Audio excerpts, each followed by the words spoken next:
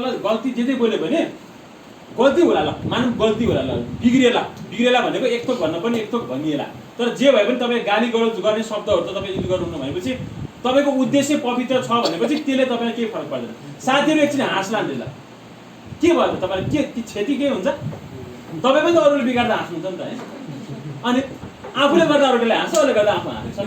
तर त्यसले के हुन्छ, तपाईँ एकपटक मात्र तपाईँले यस्तै फोरमहरूमा बोल्नुभयो भने के हुन्छ, म ग्यारेन्टी दिएर भन्न सक्छु अर्को पटक तपाईँको त्यो गल्ती कम हुन्छ, आई ग्यारेन्टी। किनभने प्र्याक्टिस भएन भन्नुभएको थियो नि, प्र्याक्टिस भयो नि त एकपल्ट। तपाईँलाई अचम्म लागेला, म 3 कक्षामा पढ्दै थिएँ, बाल मन्दिर स्कुलमा पढ्दै थिएँ, त्यतिखेर गोविन्दराज जोशी गृहमन्त्री हुनुहुन्थ्यो। म चाहिँ रेडियो एकदमै सुन्थेँ है सानैदेखि। मलाई चाहिँ के थाहा थियो भने मन्त्री र माननीय भन्नुपर्छ भन्ने थाहा थियो। स्कुलमा चाहिँ अब त्यो एकैचोटि अब द्वन्द्वकालको बेला थियो, गृहमन्त्री आइदिनु भयो स्कुलको वार्षिक कक्षामा। अब विद्यार्थीलाई त बोल्न लाउनु पऱ्यो, विद्यार्थीको क्षमता, स्कुलको क्षमता देखाउनु भनेको त एउटा विद्यार्थीबाट कोही बोल्न नमानी, त्यसमाथि त्यत्रो मन्त्री आएको छ भने कोही बोल्न नमानी। मैले कहिले बोलेकै थिइनँ, फेरि 3 कक्षामा पढेको मान्छेले कहिले बोलेको थियो होला। तर अनि मलाई चाहिँ टिचर म्यामहरूले चाहिँ हामी बालमन्दिरमा फेरि म्यामहरू हुनुहुन्थ्यो, हेड टिचरहरू जहिले पनि, अनि तँ बोल्छस् भन्नुभयो। मलाई चाहिँ के लाग्ने, मलाई सम्बोधन गर्न आउँदा मान्य मन्त्रीज्यू भन्न त आउँछ क्या, मन्त्रीज्यू भन्ने भयो। के बोल्यो होला मैले 3 कक्षामा पढ्दाखेरिमा मन्त्रीको अगाडि के बोल्यो होला? अहिले सोच्ने भने त मैले त ठुलो अपराध गरेको रहेछु त त्यतिखेर त बोलेर। तर जित्दै बोले पनि त म्यामहरूले त प्रशंसा गर्नुभयो, साथीहरूले ताली नै बजाए होइन। त्यसले के भयो भने मलाई पछि चाहिँ बोल्नलाई आँट दियो। त्यो बेलामा मलाई केही पनि आउँदैन भनेर जब 3 कक्षामा पढेको छिटोले बोल्छु भनेर त त्यो दुस्साहसै हो नि त। त्यो दुस्साहसले के गर्यो भने केही न केही मलाई अरू धेरै नभए पनि बोल्न चाहिँ आउँछ, अरूभन्दा म बोलुँला। बोली चाहिँ अब विभिन्न कार्यक्रम र विभिन्न देशमा पनि गएँ, यही बोलीले हो मेरो भएको है। म धेरै धनभर पनि होइन, धेरै चाहिँ अब ऊ पनि होइन, पढिँदै छ अझै पनि होइन। तर बोलीले चाहिँ हरेक कुरामा सफलतामा लैजानलाई एउटा पार्ट चाहिँ बोली नै हो। तपाईँ इन्गेज नहुँदासम्म तपाईँको प्र्याक्टिस पनि हुँदैन, केही पनि हुँदैन। म बोल्दिनँ भनेर मलाई आउँदैन भनेर भन्नु मात्र रह्यो भने तपाईँसँग आउने कुरा पनि आउँदैन, निस्किँदैन। एकपटक बोलेपछि जस्तो तपाईँले मैले भन्नुभयो नि त, प्र्याक्टिस गरेपछि हुन्छ भने त तपाईँलाई थाहा रहेछ त, किन प्र्याक्टिस गर्न नगए, किन नगए? जानु पर्यो। इन्गेज भएपछि तपाईँलाई घाटा हुँदैन। अघि मैले फेरि पनि तपाईँलाई के भन्छु भने एकपटक तपाईँले गरिसकेपछि त्यही काम अर्को पटक पहिलेको भन्दा राम्रो हुन्छ। तपाईँ समाजका लागि, सोसाइटीका लागि बोल्ने हो, त्यही भएर बोल्ने कुरामा तपाईँ पछि हट्नु भएन भने तपाईँलाई मान्छेले नोट गर्न थाल्छ नि। अब सबै त बोल्दैन, फेरि हामीले जति तालिम दिए पनि सबै मान्छे त गएर बोल्दैन। तर तपाईँ जो बोल्नुहुन्छ नि, मेरो अनुभव है, हामीले यस्तो लिडरसिपको ट्रेनिङ दिन थालेको सुमनजी हामी 5-7 वर्ष भइसक्यो। तर आजकल गर्व के लाग्छ भने दिदी वडा सदस्य हुनुहुन्छ, वडा सदस्य यस्ता धेरै महिला दिदीबहिनीहरूलाई पनि हामीले ट्रेनिङ दियो। अर्को पटक जाँदाखेरि अब हामी पत्रकार पनि भएर कुनै पनि कार्यक्रममा जाँदाखेरि चाहिँ हाम्रै अगाडि शानसँग भाषण गर्नुभएको हामीले देखिरहेको छ, हुँदो रहेछ। मैले महिला दिदीबहिनीको अझ कुरा गरेको, तपाईँहरू त यङ मान्छे हुन्छ, पढ्नु भएको छ, तपाईँहरूलाई केही पनि गाह्रो छैन।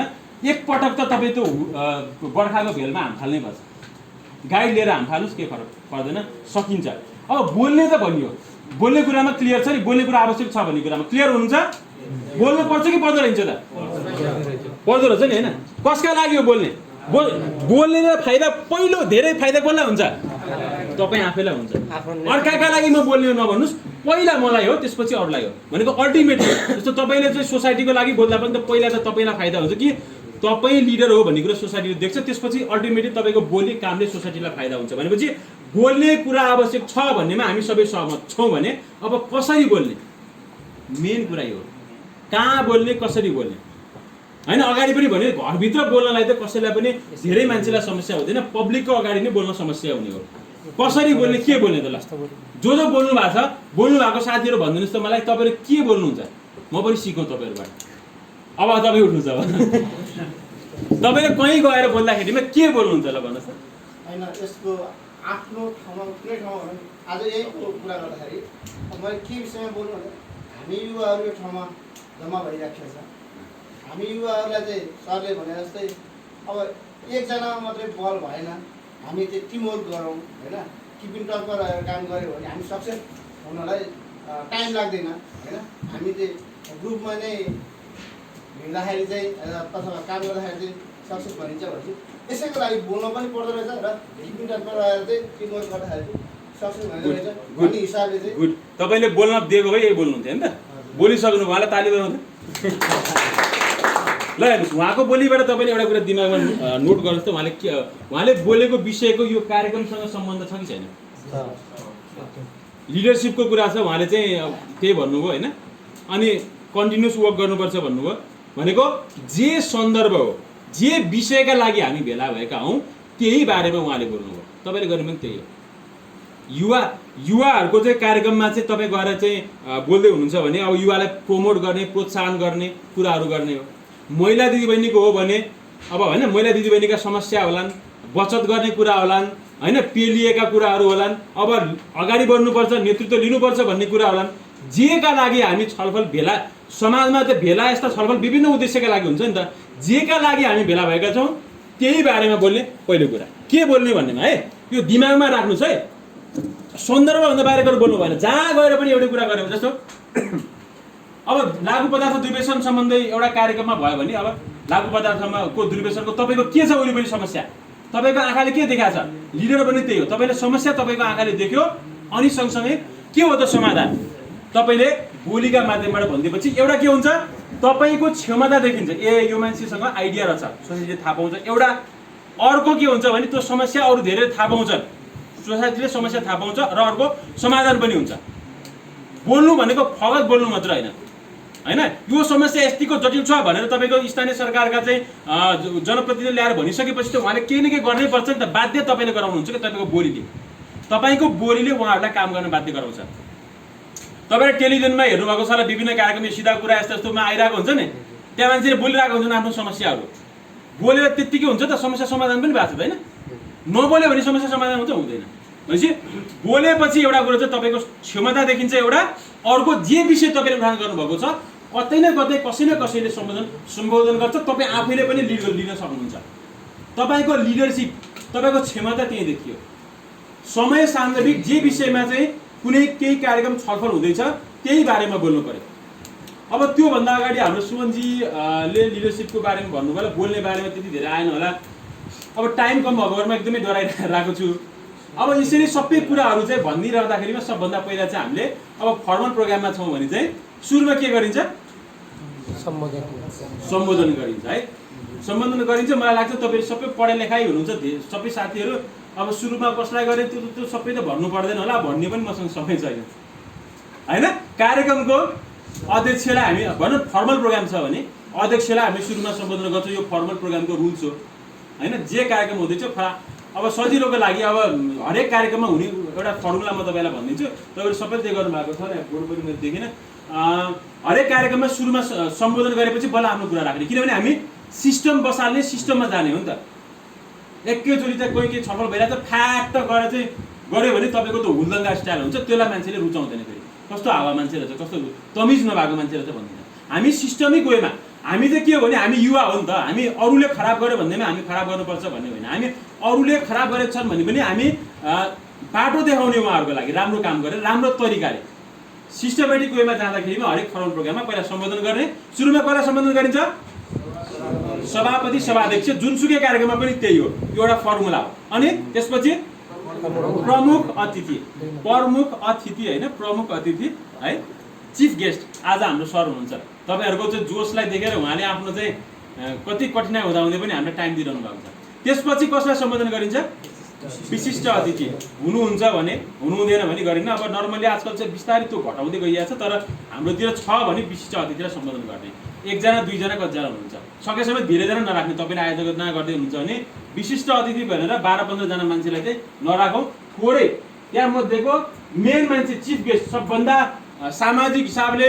सबैभन्दा ठुलो हाइट भएको मान्छे जसरी हाम्रो सर आज हामीहरूको अगाडि हुनुहुन्छ उहाँ चिफ गेस्ट हुनुभयो त्यस पछाडि उहाँभन्दा अलिकति कम हाइट भएका तर अरू गेस्टहरूभन्दा अलिकति माथि हाइट भएको मान्छे स्पेसल गेस्ट हुन्छन् है अथवा गेस्टै मात्र भनेर राख्दा पनि हुन्छ हामी चाहिँ यो फर्मल प्रक्रिया एकदम लामो चाहिँ नगरौँ हामी युवा साथीहरू कम्तीमा छोटो मिठो समय सबैको समय महत्त्वपूर्ण छ भनेर छोटो मिठो गरौँ सम्बोधन गर्दा विशिष्ट अतिथि भयो जतिजना हुनुहुन्छ त्यतिजनालाई भन्ने सकेसम्म थोरैजना गराउने त्यसपछि अतिथि गण भनेपछि 1000 जना अतिथि हुनुहुन्छ भने पनि एकै पटकमा भ्याइयो मञ्चमा आसीन अतिथिगण भनेपछि जतिजना हुनुहुन्छ कहिलेकाहीँ के समस्या हुन्छ भने बोल्ने तरिका भनेर भन्दै गर्दाखेरिमा हाम्रो लोकल्ली हुने समस्या हो त्यो अब बाहिरतिर प्रोग्राममा त हाम्रो सर अब मेरो अगाडि हुन्छ, मैले धेरै गफ लागेको जस्तो हुन्छ। विदेशमा केही प्रोग्राममा म गएको छु, उहाँ धेरैतिर जानुभएको छ, लेडिज एन्ड जेन्टलमेन भन्दै सकिन्छ बाहिरतिर, होइन सर? कोही रेस्पेक्टेड चियर भन्ला अथवा डिस्टिङ्ग्विस गेस्ट भन्ला, generally ladies and gentlemen. Barack Obama अहिले बाइडेनले पनि भन्ने प्रायः त्यही नै हो, लेडिज एन्ड जेन्टलमेन। मैले त सतनवीर भन्दै सबै सकिन्छ। तर फेरि हाम्रो संस्कृति, हाम्रो समाज अलिकति फरक छ। फेरि हामी जम्मै विदेशीको अन्दाज कपी गर्नुपर्छ भन्ने होइन। हाम्रो एउटा सामाजिक मान्यता, रेस्पेक्ट, नर्म्स जुन छ त्यसलाई पनि फलो गर्दै अध्यक्षज्यू, प्रमुख अतिथिज्यू, विशिष्ट अतिथिज्यू हुनुहुन्छ भने विशिष्ट अतिथिज्यू, मञ्चमा आसीन सम्पूर्ण अतिथिगण भनिदिएपछि कसैलाई पनि चित्त दुख्दैन। मलाई फलानुले आज चाहिँ अनुदेव भाषण गरेको थियो, मलाई मात्रै छुट्याएले चाहिँ के रहेछ यसको दुश्मनी भनेर उहाँको पेटमा चाहिँ एउटा अर्को चिज नपाकोस्। एउटा समयको बचत, अर्को चाहिँ नजानेर हुने गल्ती कम हुन्छ। मञ्चमा आसीन सम्पूर्ण अतिथिगण भनिदिएपछि अनि एउटा पार्ट भइयो। अनि हामी चाहिँ के हुन्छ भने हामी चाहिँ अब यसो मञ्चमा गएपछि त हामी आफ्नो ठुलो ठान्छौँ क्या, अरू कोही मान्छे देख्दैनौँ, अब आकाशमा हेर्छ भन्छ भने जस्तो। अगाडि बसेको जो मान्छे हामीलाई सुन्न आएका छन्, एउटा रेस्पेक्टको लागि तथा सम्पूर्ण अब साथीहरू, अब एज हुनुहुन्छ भने मेरो प्यारा साथीहरू भन्दै पनि भयो, दिदी बहिनी मात्रै हुनुहुन्छ भने दिदी बहिनी, दाजुभाइ मात्रै हुन्छ दाजुभाइ, सबै हुनुहुन्छ भने बुवा मुवा दाजुभाइ तथा दिदी बहिनी अथवा उपस्थित सम्पूर्ण महानुभाव भन्दै पनि हुन्छ। तर डेडिकेटेड सेक्टरलाई सम्बोधन गर्दैछ कोही पनि छुट्दैन। त्यति भएपछि आएर जब फलानु संस्था भन्दा एउटा संस्था छुट्छ क्या फेरि। त्यही भएर उपस्थित सम्पूर्ण महानुभावहरू भन्दैपछि कोही पनि छुट्दैन, अथवा सम्पूर्ण दाजुभाइ तथा दिदीबहिनी, मेरो प्यारा साथीहरू, जे भन्दा तपाईँ आफूलाई कम्फर्ट फिल गर्नुहुन्छ सम्बोधन सकियो, यति हो। अगाडि गएर नभन्दा हुन त केही पनि अपराध हुँदैन, तर मान्छेलाई चाहिँ राम्रो लागेको राम्रो नि त, होइन हो कि होइन भन्दा उहाँहरूलाई पनि त मलाई पनि सम्बोधन गर्यो भन्ने भयो नि त। हामीले त के सानो मान्छेलाई महत्त्वै दिनु, एकैचोटि ठुलो मान्छे मात्र ताक्छौँ हामी, तर मन सबैको जितेको राम्रो हो नि त। यति गरेपछि सम्बोधन भ्याइयो। अब समय कम छ, अब धेरै बेर भन्नुभन्दा यत्रो बेर आएर के भने केही नि भनेर भनेर भन्ला भने तपाईँलाई पनि फेरि केही न केही लिएर जानुहोस् भन्ने कुरा भन्दाखेरि समय चाहिँ म आफैलाई पनि पेट खोलिरहेको छ, मेरो पनि काम हुन्छ। तर सम्बोधन यति हो, सूत्रको रूपमा टिभी पनि हुन्छ। तपाईँले कार्यक्रममा अब हरेक कार्यक्रम फरक हुनसक्छ, कहिलेकाहीँ तपाईँहरूको मैले धेरैको कन्फ्युजन के देखिरहेको हुन्छ भने एउटा कार्यक्रम एउटा हुन्छ प्रमुख अतिथि, एउटा अर्को हुन्छ, अनि त्यो टिप्दा सम्झिँदा यताउता गर्दा अलिकति गाह्रो लाग्छ भने सुरुमा के गरिदिनुहोस्, जुनसुकै कार्यक्रममा यो फर्मुला अध्यक्षज्यू, प्रमुख अतिथिज्यू, विशिष्ट अतिथिज्यू, मञ्चमा आसीन सम्पूर्ण अतिथिगण र उपस्थित सम्पूर्ण साथीहरू, यति लेखेर लानु, जहाँ पनि त्यही भनिदिनु क्या सम्बोधन चाहिँ मिल्छ। त्यही त हो नि, हरेक कार्यक्रममा सभापति हुन्छ, हरेक कार्यक्रममा प्रमुख अतिथि हुन्छ, विशिष्ट अतिथि होला छ भन्ने अतिथिहरू जाने हुन्छ, सहभागी जहाँ पनि हुन्छ। सक्यो, फर्मुला सूत्र नेपालभरि चल्छ, इन्डियामा पनि यस्तै हो है। ल दुईटा देशको लागि चाहिँ काम गऱ्यो, बाहिरतिर त झन् सजिलो छ, लेडिज एन्ड जेन्टलमेन भनिदिनु सक्यो। अब खास चाहिँ त्यसपछिको कुरा भन्दा मैले अगाडि भनिसकेको कुरा फेरि दोहोऱ्याउँ, सान्दर्भिक के विषयमा छलफल भएको छ त्यही विषयमा केन्द्रित भएर बोल्नुहोस् एउटा है। अनि त्यो विषयमा के बोल्ने त भन्दा अर्को भनेको तपाईँले आफूले जानेका कुरा भन्नुहोस्। यो पहिलो है, जानेको कुरा भन्नुपर्छ पर्दैन, तब न तपाईँ अरूभन्दा एक्स्ट्रा अर्डिनरी देख्नुहुन्छ होइन। त्यो विषयवस्तुमा जस्तो अघि उहाँले भन्नुभयो, आजको विषयवस्तुमा तपाईँले जानेको कुरा, फेरि तपाईँले एकदमै ठुलो बिल के अरे बाराक ओबामा अथवा चाहिँ यो स्टिभ जब्सले जसरी भन्नुपर्छ भन्ने होइन। तपाईँले जति जान्नुभएको छ, आफूले जानेको कुरा प्र्याक्टिकल हुन्छ र तपाईँ सबैको अनुभव अरूभन्दा युनिक हुन्छ, फरक हुन्छ, विशिष्ट हुन्छ। अरूका लागि त्यो ठुलो चिज हुनसक्छ, तपाईँले त यस्तो जाबो कुरा त हो नि भन्ने लाग्ला, तर त्यही चिजले अरूको मन छुन सक्छ, ठुला मान्छेको पनि मन छुन सक्छ। तपाईँले जानेका कुरा भन्ने एउटा त्यो विषयवस्तुसँग सम्बन्धित भएर है। अनि त्यस पछाडि अब तपाईँले कुनै पनि विषयवस्तुमा आफ्नो पर्सनल भोगाई एउटा जानेको कुरा भयो, जानेको त पढेर पनि हुनसक्छ नि त होइन। आजकल त तपाईँको स्मार्टफोन छ, हरेक कुरा सर्च गरेर पनि आउँछ, त्यसबाट पनि तपाईँले जानेको। मैले युट्युबमा हेरेको थिएँ, यो कुरा देखेँ मैले, यो चाहिँ महत्त्वपूर्ण छ, तपाईँले चाहिँ कतैबाट जान्नुभयो। अर्को भनेको तपाईँको आफ्नो अनुभव, जस्तो लागु पदार्थ दुर्व्यसन सम्बन्धी तपाईँ प्रोग्राममा तपाईँ बोल्न जानुभयो, तपाईँ क्लबको अध्यक्ष भएर जानुभयो अथवा केही वडा प्रतिनिधि केही भएर जानुभयो भने तपाईँको केही भोगाइ छ, तपाईँले अब खानुपर्छ भन्ने छैन, तपाईँले कसैको देख्नु भएको हुनसक्छ, अथवा आफ्नै छ भने आफ्नो भोगाइ जस्तो ठुलो चिज त्यो सबैसँग हुँदैन र सबैको फरक फरक हुन्छ। तपाईँले भनिदिनु भयो, जस्तो युथ लिडरसिपको बारेमा उदाहरण दिएर भनौँ, फेरि ठुलो कुरा गऱ्यो भन्ने लाग्ला। जस्तो तपाईँ नेता बन्ने अभियानमा तपाईँ हुनुहुन्छ होइन, तर तपाईँलाई चाहिँ कतिको गाह्रो थियो त, तपाईँ कसरी तपाईँ यो बाटोमा आउनु। अब चुनावमा भोट माग्न जाने मान्छेहरूलाई झन् धेरै काम लाग्छ, म यति वर्ष यसरी जेल परेँ के का लागि त? प्रजातन्त्रका लागि, लोकतन्त्रका लागि। मैले रामचन्द्र सरसँग एउटा प्रचार गरिहालौँ। आज उहाँसँग लिएको इन्टरभ्यू चाहिँ भरे तनहुँ टेलिभिजनमा आउँदैछ। अलिकति फरक खालको छ र एउटा चलेको विषयमा धेरैको जिज्ञासा भएको विषयमा मैले ल्याएको छु। र त्यसको लागि मैले स्टडी गर्दाखेरि के कुरा थाहा पाएँ भने 17 वर्षको उमेरमा उहाँ 1.5 वर्ष जेल पर्नु भएको छ। अब उहाँले चुनावमा जाँदाखेरिमा ब्रान्डिङ गर्दाखेरिमा त म 17 वर्षदेखि लोकतन्त्र प्रजातन्त्रका लागि लड्दाखेरि म त्यतिखेर पनि म जेल परेको मान्छे हो। साँच्चैको परेको कुरा हो। र भनेको त्यसले के पनि देखाउँछ, एउटा पर्सनल स्टोरी मान्छेको मन छुने हो। अर्को कुरा थाहा पनि भयो मान्छेलाई। त्यसले के हुन्छ भने मान्छेको मनमा ओहो यो मान्छे यति अगाडिदेखि यत्रो दुःख गरेको रहेछ भनेपछि तपाईँप्रति पोजिटिभ भाइब्स आउँछ। अनि तपाईँले आफूलाई ब्रान्डिङ गर्ने हो नि त। कसरी हुन्छ? तपाईँ अरूभन्दा तपाईँ उत्कृष्ट देखाउने हो नि त। तपाईँको ब्रान्डिङ भयो। अब हामी बिजनेसको वेबाट भन्दाखेरिमा तपाईँको मार्केटिङ भयो। चुनावमा आफ्नो धेरै मार्केटिङ गरेपछि जनताले चाहिँ तपाईँलाई चाहिँ तपाईँको प्रोडक्ट किन्छ भनेको भोट हालिदिन्छ। अनि तपाईँ विजेता हुनुहुन्छ, तपाईँको बिजनेस सफल भयो। यो चाहिँ बिजनेसको टर्मबाट भनेको मैले फेरि के अरे यो समाजसेवालाई बिजनेसको रूपमा लैजाने होइन, बिजनेसको टर्ममा भन्दाखेरिमा त्यसरी सकियो भनेपछि तपाईँको आफ्नो भोगाइहरू पनि त्यति महत्त्वपूर्ण हुनसक्छन्, मान्छेको मन छुन सक्छ, युनिक हुनसक्छ। त्यसले तपाईँ लिडर हो भन्ने कुरा देखिन्छ, तपाईँको स्किल देखाउँछ। एउटा अर्को कुरा, अनि तपाईँ बोल्दाखेरिमा चाहिँ तपाईँलाई आफूलाई पनि थाहा छैन, तपाईँ आफूले पनि केही कुरा देख्नु भएको छैन, तर तपाईँले गएर बोल्नुपर्छ। तपाईँ त नेता बन्नुभयो नि त। अब हाम्रो सन्तोषजी अब यहाँको अध्यक्ष छन् क्लबको। अब उनले चाहिँ लागु पदार्थको बारेमा कुनै कार्यक्रम भएछ उनले गएर भाषण गर्नुपर्ने भयो, क्लबको प्रतिनिधि गर्दै। उनले ड्रग पनि खाएका छन्, कोही मान्छे उनले देखेका पनि छैन। उनले त्यसमा के बोल्ने त त्यहाँ गएर? सोसाइटीमा के भइरहेको छ अरूसँग भए पनि सोधेर भए पनि बोल्नु पऱ्यो क्या, देखेका कुरा। जस्तो युवा क्लबका कसैको केही प्रब्लम छ भने आफूलाई थाहा छैन, आफूले देखिया छैन, भोगेको छैन भने अरूसँग सोधेर भए पनि उनीहरूको प्रतिनिधि बन्नु पऱ्यो। तपाईँ जनप्रतिनिधि हो भनेको जनताको प्रतिनिधि हो। आफूलाई परेन, आफ्नो घर वरिपरि समस्या छैन भने पनि सोधेर भए पनि त्यो समस्यालाई लिएर गएर चाहिँ समाधान गर्नु पऱ्यो क्या। अनि तपाईँ बल्ल न मान्छे यो कुरा चाहिँ यो मान्छेले चाहिँ हाम्रो मनको कुरा भनिदिए सबै दङ परुन् न। वरिपरि के भइरहेको छ त्यो विषयमा तपाईँले जानकारी राख्नु पऱ्यो। त्यसका लागि मोबाइल फोन, फेसबुक यो सबै कुरा युज गरेर तथ्याङ्क, डाटा, जानकारी लिन सकिन्छ। अनि त्यो आधारमा तपाईँले तपाईँको भनाइ भयो। ल अब उदाहरणको लागि आदरणीय दाजुभाइ तथा दिदीबहिनीहरू, हामी भानुमा लागु पदार्थ दुर्व्यसन रोक्नका लागि यत्रो बहस गरिरहेका छौँ, तर हामी मुख्य विषयमा हामी गइरहेका छैनौँ। हुनसक्छ मैले उदाहरणको लागि भने हाम्रो यही बस्ती नजिकै त्यो अब कुनै झ्याङस्याङतिर चाहिँ मान्छेहरू चाहिँ लागु खाने हुन्छ नि त।